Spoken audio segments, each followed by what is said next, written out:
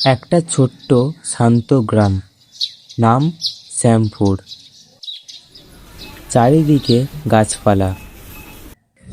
রাত পোহালেই অদ্ভুত নীরবতা নেমে আসে। সেই গ্রামে থাকতো এক কিশোর রাহুল। রাহুল ছিল খুবই সাহসী, একটু দুষ্টুও। গ্রামের বয়স্ক মানুষেরা প্রায় বলতো, রাত 12টার পর কেউ বাইরে যেও না, কারণ সেই সময় নাকি এক ভয়ানক আত্মা বের হয়। কেউ বলে সে এক হারিয়ে যাওয়া মেয়ে, আবার কেউ বলে পুরনো বাড়ির অভিশপ্ত ছায়া। কিন্তু রাহুল এইসব বিশ্বাস করত না। সে ভাবতো সবই বাজে কথা। একদিন রাত, আকাশে পূর্ণিমার চাঁদ, ঘড়িতে ঠিক 12টা বাজে।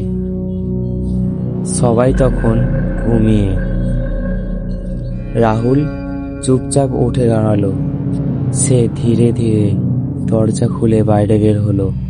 বাইরে অদ্ভুত ঠান্ডা, হাওয়া যেন কানে ফিসফিস করছে। হঠাৎ দূরে একটা সাদা ছায়া দেখা গেল। সে নড়ছে না, শুধু দাঁড়িয়ে আছে। রাহুল সাহস করে সামনে এগিয়ে গেল। প্রতিটা পা ফেলতেই মাটির শব্দ। হঠাৎ ছায়াটা ধীরে ধীরে ঘুরে তাকালো। তার চোখ দুটো একদম লাল, মুখে কোনো হাসি নেই।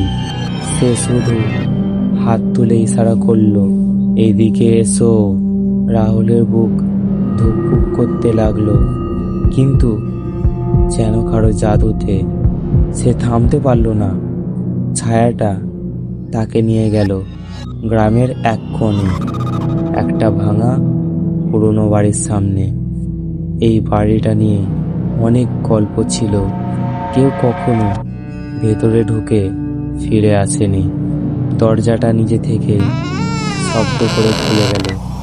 রাহুল ভয়ে থমকে গেল, কিন্তু পেছনে তাকাতেই ছায়াটা আর নেই। হঠাৎ ভেতর থেকে আওয়াজ, এসো। রাহুল ধীরে ধীরে ভেতরে ঢুকলো। চারিদিকে অন্ধকার, দেওয়ালে পুরনো ছবি, মনে হচ্ছে কেউ তাকিয়ে আছে। হঠাৎ দরজা বন্ধ। রাহুল চিৎকার করলো, কে আছে এখানে? হঠাৎ চারিদিক থেকে হাসির শব্দ। হা হা হা হা হা।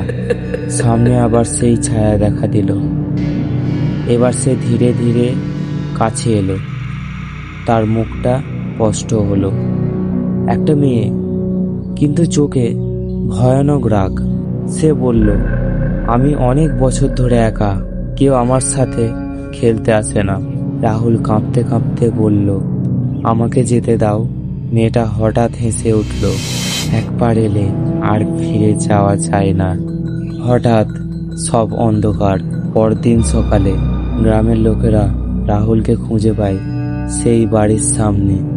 জ্ঞান ফেরার পর রাহুল শুধু একটা কথাই বলল, রাত 12টার পর কেউ বাইরে যেও না।